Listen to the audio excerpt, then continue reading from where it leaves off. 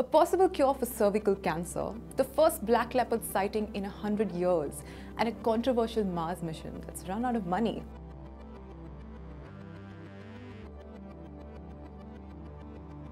Welcome to this week's wrap of the highlights from the world of science.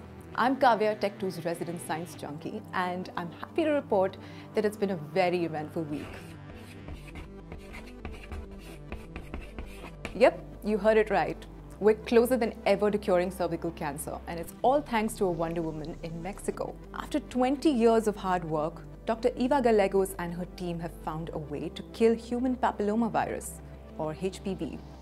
What does that have to do with cancer? Well, there are 150 different kinds of HPV, and 2 of them are notorious for causing cervical cancer in women. This new treatment is harmless, and it uses light to kill the virus. It has already cured 29 women with early stages of cervical cancer. But it's what I'm going to do. Many of us have only seen a Black Panther in The Jungle Book, but now one of Bagheera's real-life cousins has been caught on camera in Kenya. This was the first time in 100 years that someone's caught a black leopard on film. That has a lot to do with the fact that these animals are actually mutants. They've evolved from regular leopards to look different.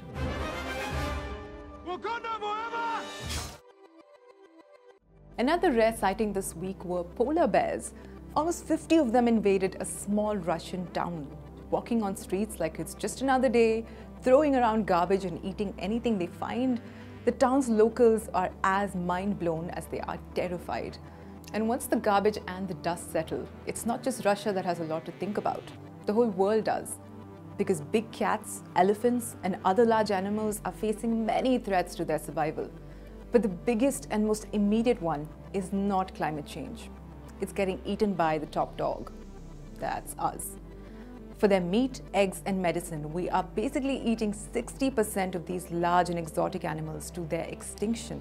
We're idiots, and that includes me.